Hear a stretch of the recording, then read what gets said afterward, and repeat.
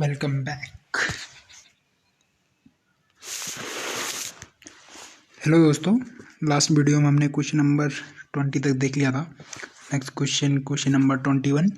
Question number 21 कह रहा है कि correction to be applied to each 30 metre chain length along theta slope is. तो इसके मैंने आपको दो फॉर्मूले बताए थे। पहला फॉर्मूला हमने कहा था कि जो आपका स्लोप करेक्शन होगा, पहला correction will be h²/2l and second correction आपने जो फॉर्मूला पढ़ा था L1 - cos theta. L length along the slope 30 metre आपको गिवन है, तो 30 L की वैल्यू इसमें हो जाएगी 30, तो 31 - cos थीटा। तो इसका आंसर हो जाएगा option C. Option C will be the answer of this question. Question number 22। Correction per chain length of 100 links along the slope alpha is. ठीक है, अब देखिए इसमें आपने एक और कॉन्सेप्ट इसमें पढ़ते हैं, हाइपोटेन्यूज अलाउंस, है ना। जब आप उस कॉन्सेप्ट से सॉल्व करने की कोशिश करोगे तब इसका आंसर आ जाएगा ऑप्शन नंबर ए। तो इसका आंसर हो जाएगा ऑप्शन ए। तो कुछ करेक्शन के आपको डायरेक्ट फॉर्मूला याद रखना है। जैसे हाइपोटेन्यूज अलाउंस का आपको डायरेक्ट फॉर्मूला याद रखना है 1.5 E²/100। ये देखिए, ये करेक्शन केवल 20 मीटर चेन के लिए अप्लाई होगा, क्योंकि उसमें 100 लिंक्स होती हैं। 30 मीटर की चेन में 150 लिंक्स होती हैं, तो इसमें करेक्शन उसमें ये वाला फॉर्मूला यूज नहीं होगा। ठीक, हाइपोटेन्यूज अलाउंस का मतलब क्या होगा?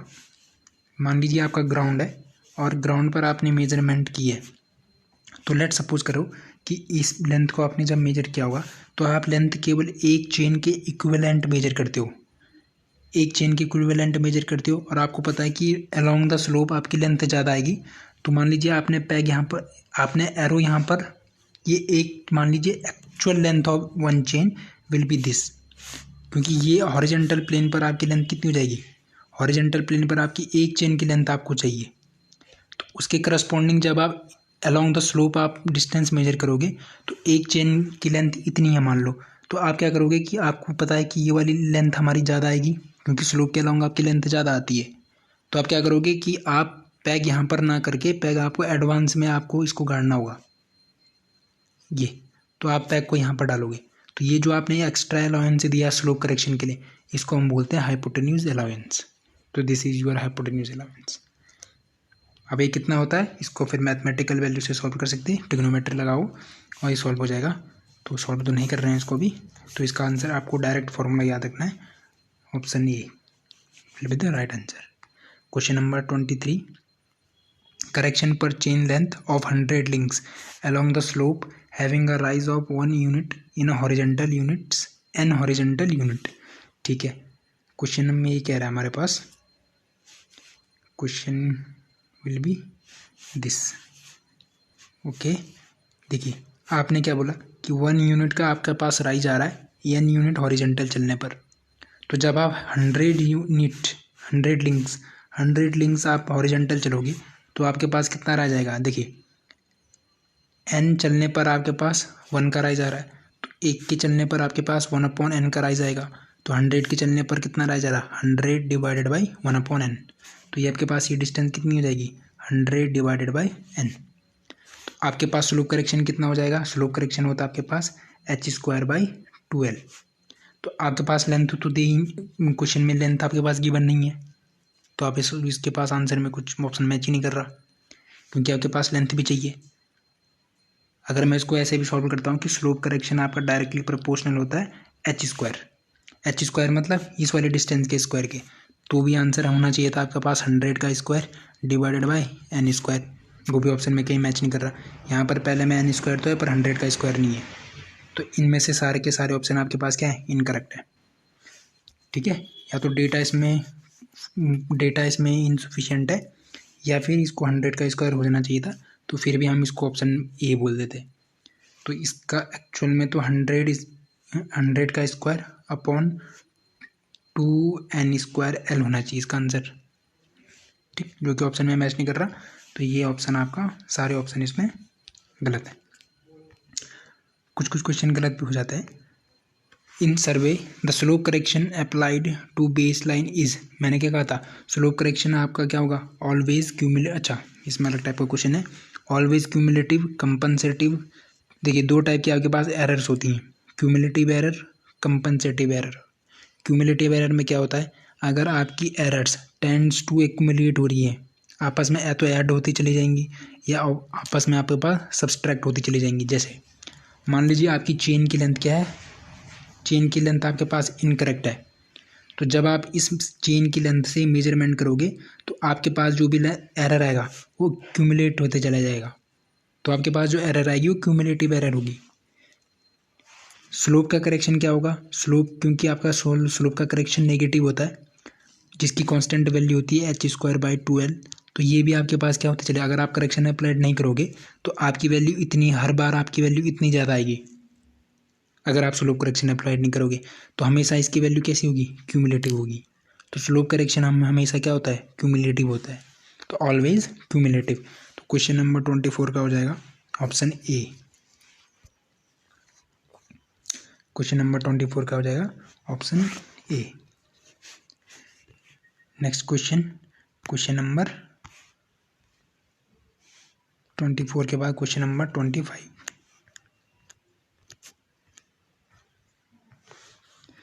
क्वेश्चन नंबर 25 क्या कह रहा है, correction per chain length of 100 links along a slope alpha in radian. अगर आपके पास ये भी सेम हाइपोटेन्यूज अलाउंस वाले कॉन्सेप्ट से, तो अगर आपके पास एक ग्राउंड है जिसका एंगल मान लीजिए थीटा या फिर अल्फा है, तो अगर आप हाइपोटेन्यूज अलाउंस से इसको सॉल्व करने की कोशिश करोगे तो इसमें जो स्लोप का करेक्शन आ जाता है वो 50 थीटा स्क्वायर होता है। तो इसका ऑप्शन जो 25 है इसमें आपके पास कोई ऑप्शन में मैच नहीं कर रहा, क्योंकि इसका आंसर होना था 50 × अल्फा स्क्वायर 100 लिंक्स वाली चेन के लिए, तो कोई ऑप्शन में मैच नहीं कर रहा, तो इसके भी सारे ऑप्शन आपके पास इनकरेक्ट है। Next question, if chain is found to short, ठीक है, on testing it can be adjusted by. अगर आपकी चेन, आपने उस पर टेस्टिंग करी और चेन की लेंथ आपको कम मिली है, स्टैंडर्ड चेन की लेंथ 20 मीटर या फिर 30 मीटर या फिर 20 मीटर, मेट्रिक चेन की अगर मैं बात करूँ, मान लीजिए उस लेंथ से आपको कम चेन की लेंथ मिलती है, तो आप उनको कैसे एडजस्ट कर सकते हो, उसकी लेंथ को आप कैसे इंक्रीज कर सकते हो। स्ट्रेटनिंग द लिंक्स, आप लिंक्स को बढ़ा सकते हो, ठीक है, हाँ। इंसर्ट एडिशनल सर्कुलर रिंग्स, हाँ आप और एक्स्ट्रा रिंग उसमें प्रोवाइड कर सकते हो। फ्लैटनिंग द सर्कुलर रिंग, हाँ आप जो भी आपका सर्कुलर रिंग्स होता है जो ओवल टाइप की शेप का होता है आप उसको बढ़ा सकते हो, किसी भी टाइप से आप उसकी लेंथ को इंक्रीज कर सकते हो। तो any of the above option, option D. Question number 27, invert tape is made of alloy. ये हमने पहले डिस्कस कर लिया था, निकल और स्टील का होता है, तो option A. Question number 28, chain edge is the distance measured along a chain line perpendicular to chain line perpendicular to tie line none of the above। तो चेन एज हमेशा चेन लाइन के corresponding आपको major करोगे। Chain as क्या होती है, chain as आपकी cumulative distance होती है स्टार्टिंग पॉइंट से। डिस्टेंस और चेन एज में अंतर है। डिस्टेंस, मान लीजिए आपके पास 2 पॉइंट है ए एंड बी, मान लीजिए आप इस आपकी मेन सर्वे लाइन है, आपने यहाँ से काम करना स्टार्ट किया था स्टार्टिंग ऑफ द डे, और आपने यहाँ पर काम करना ख़त्म किया है, ए पॉइंट से काम करना शुरू किया और बी पॉइंट पर काम करना आपने ख़त्म किया। बीच में मान लीजिए आपका एक इंटरमीडिएट पॉइंट है पॉइंट सी, तो इस पॉइंट की चेन एज कितनी होगी, इस पॉइंट से जितनी भी डिस्टेंस है, that is called chainage of C from the starting point. What is the chainage of B, कहने का मतलब क्या हुआ, chainage of B point D की स्टार्टिंग पॉइंट से total distance is the chainage of the point B. But अगर मैं distance बोलूँ तो बी की डिस्टेंस आप एज से भी बोल सकते हो और किसी दूसरे पॉइंट से भी बोल सकते हो। तो डिस्टेंस आप किसी भी पॉइंट के रिस्पेक्ट में बोल सकते हो, बट चेन एज आपको स्टार्टिंग पॉइंट से ही मेजर करनी है, क्यूमुलेटिव होगी वो डिस्टेंस। तो चेन एज का मतलब हो गया cumulative distance from the starting point of सर्वे। तो इसका हो जाएगा ऑप्शन ए।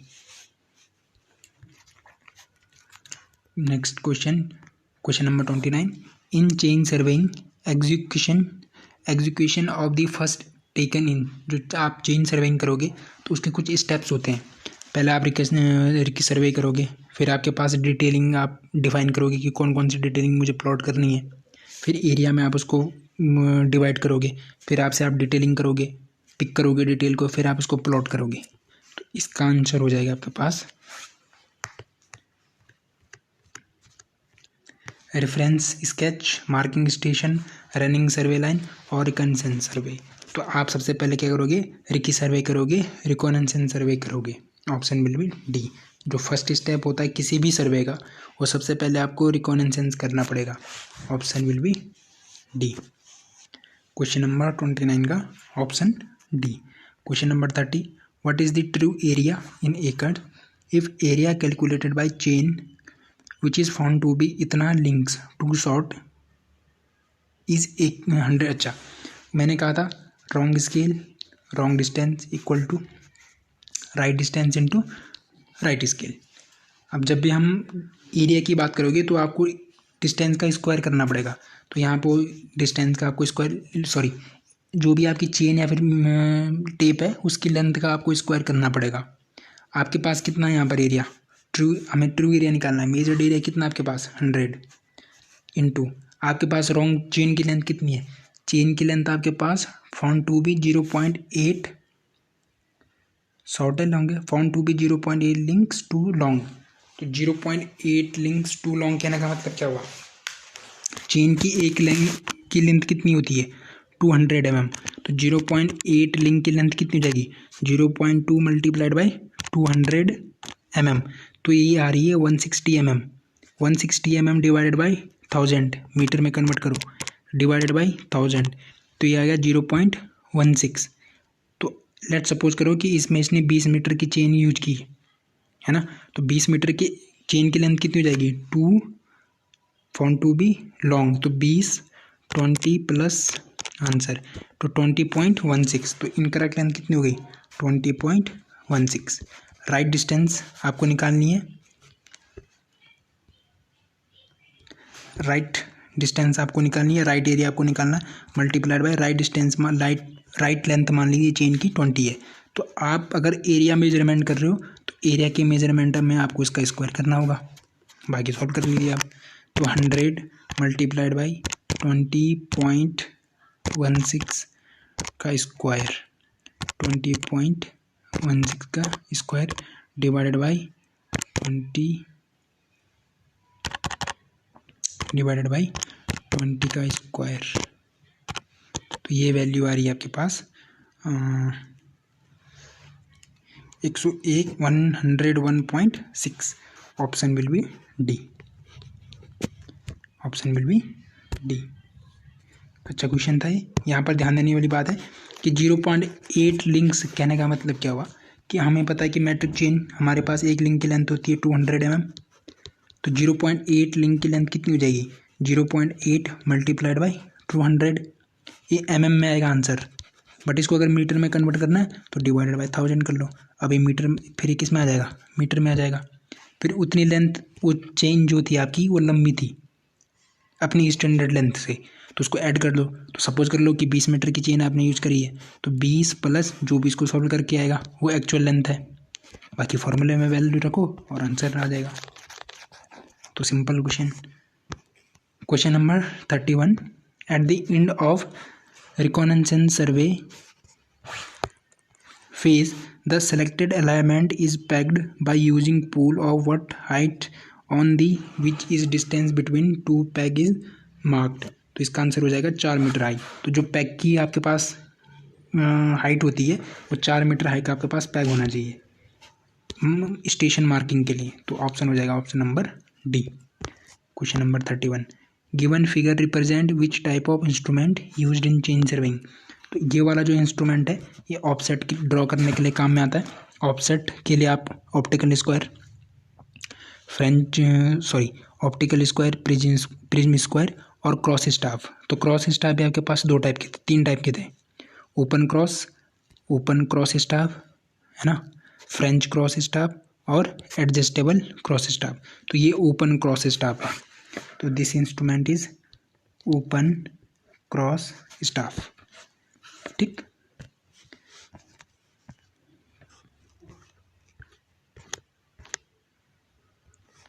तो this will be option D, open cross staff. Question number 32 का D, what is the used to mark the position of station.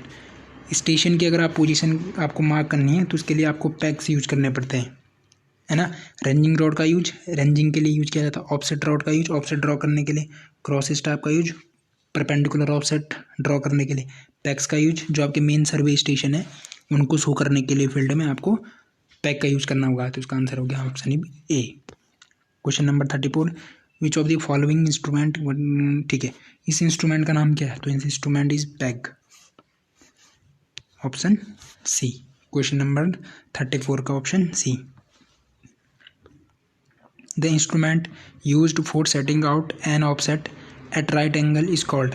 तो राइट एंगल पर आप adjustable, French, optical cross staff, open cross staff, तो सारे option हैं क्योंकि सारे ही से आप 90 डिग्री पर राइट एंगल पर क्या कर सकते हो, ऑफसेट को ड्रॉ कर सकते हो। बट फ्रेंच क्रॉस स्टाफ का ये कि आपके पास एडवांटेज है। फ्रेंच क्रॉस स्टाफ का एडवांटेज क्या है कि इससे आप 45 डिग्री पर भी यूज कर सकते हो, 90 डिग्री पर भी ऑफसेट ड्रॉ कर सकते हो और 135 डिग्री पर भी आप ऑफसेट को ड्रॉ कर सकते हो। एडजस्टेबल क्रॉस स्टाफ में आप किसी भी एंगल पर आप ऑफसेट को ड्रॉ कर सकते हो। ऑप्टिकल स्क्वायर से आप केवल 90 डिग्री पर यूज करोगे और 90 डिग्री का ऑफसेट डाल सकते हो।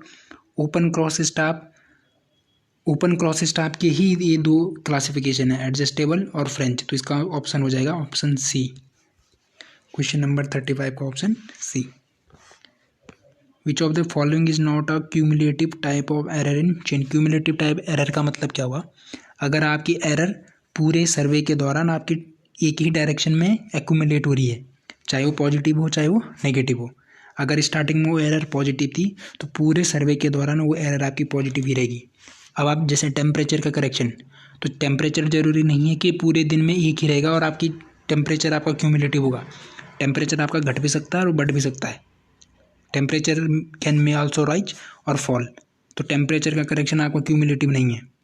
Incorrect length of chain is the right answer, क्योंकि अगर आपकी चेन की ये भी राइट आंसर हो सकता है, नहीं भी हो सकता है। देखिए कैसे, हाँ, अगर आपकी चेन की लेंथ इनकरेक्ट है, पुल की बात नहीं कर रहा, चेन की लेंथ अगर आपकी इनकरेक्ट है तो स्टार्टिंग में भी इनकरेक्ट थी लेंथ, फाइनल टाइम में भी चेन की लेंथ इनकरेक्ट होगी। तो इसका आंसर आपका answer A.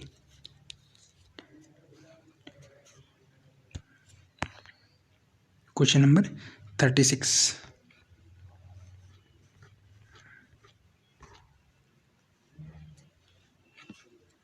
Error due to temperature, जरूरी नहीं टेम्परेचर में एरर कैन ऑल्सो राइज और फॉल भी कर सकता है। Tape not stretch horizontally. अब देखिए टेप स्ट्रेच आपको हॉरिजेंटल स्ट्रेच नहीं कर रखा है, तो इसका भी आपके पास क्यूमुलेटिव नहीं हो सकता। क्यों नहीं हो सकता? क्योंकि मान लीजिए आपने जब इन दो पॉइंट्स के बीच में डिस्टेंस मेजर करी होगी तो आपके पास यहाँ पर हो सकता है आपने यहाँ पर स्ट्रेच उसको हॉरिजेंटल स्ट्रेच किया हो सकता है जब आपने दूसरे पॉइंट पर डिस्टेंस मेजर करी होगी तब आपने वहाँ पर नहीं उसको स्ट्रेच किया था हॉरिजेंटली, तो कंडीशन चेंज हो सकती है। But incorrect length of chain, तो इसका आंसर हो जाएगा option number A. Next question, determine the normal pull for a tape of 20 metre standardised at pull of 30 degree. ठीक है, the cross section area of tape is 0.5 square centimetre, weight of tape per metre is 20 gram, take modulus of elasticity for tape material is in kg per square centimetre. तो जो आपका पुल correction होता है, पुल correction की value होती है आपके पास, इसके पास आपको स्टैंडर्ड फॉर्मूला याद रखना है। तो pull correction for pull will be P minus P naught L upon A E। What is A? Cross sectional area of tape. What is E? Modulus of elasticity of tape. What is L? Length of tape. What is P? What is P here? P का मतलब होता है आपके पास standard पुल, P का मतलब होता है आपके पास जो आपने पुल अप्लाइड किया फील्ड में। P नोट का मतलब हो गया आपके पास जो आपका स्टैंडर्ड पुल है, कितना देर का यहाँ पर 30 kg, तो ये आपके पास 30 kg हो गया। L की वैल्यू आपको कितनी देर की है? 20 मीटर, तो आपके पास 20 मीटर का आपके पास क्या कहते हैं L की वैल्यू देर की है। क्रॉस सेक्शनल एरिया आपको 0.5 स्क्वायर सेंटीमीटर देर का है, ठीक। और आपके पास मॉडुलस ऑफ इलास्टिसिटी आपके पास E की वैल्यू आपको देर की है। तो इसमें निकालना क्या था मैं? नॉर्मल पुल। अच्छा देखिए क्वेश्चन में आपको नॉर्मल पुल पूछा है। नॉर्मल पुल का मतलब क्या होता है? ये आपका पुल करेक्शन है, तो यहाँ से आप क्या निकालोगे? अब यहाँ पर आपके पास करेक्शन नहीं पता और आपके पास कितना पुल आप फील्ड में अप्लाइड कर रहे हो ये भी आपको नहीं पता। तो नॉर्मल पुल या नॉर्मल टेंशन का मतलब क्या होता है कि नॉर्मल पुल एक ऐसा पुल की वो वैल्यू या फोर्स की वो वैल्यू जहाँ पर आपका पुल करेक्शन और सेक करेक्शन दोनों एक दूसरे को नॉर्मलाइज कर दें, तो उसको हम बोलते हैं नॉर्मल पुल। तो नॉर्मल पुल का एक अलग फार्मूला होता है, ठीक है। तो ये फार्मूला मैं आपको एट द एंड ऑफ इस वीडियो दे दूंगा, अभी इस क्वेश्चन को हम रहने देते हैं, या 1 मिनट में। इसमें देखिए कौन सा कॉन्सेप्ट लग रहा है।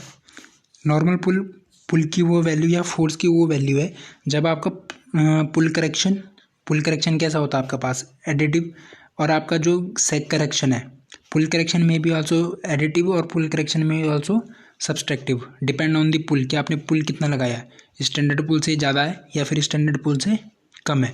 और जो आपका सेक करेक्शन होता है आपका सब्सट्रैक्टिव होता है।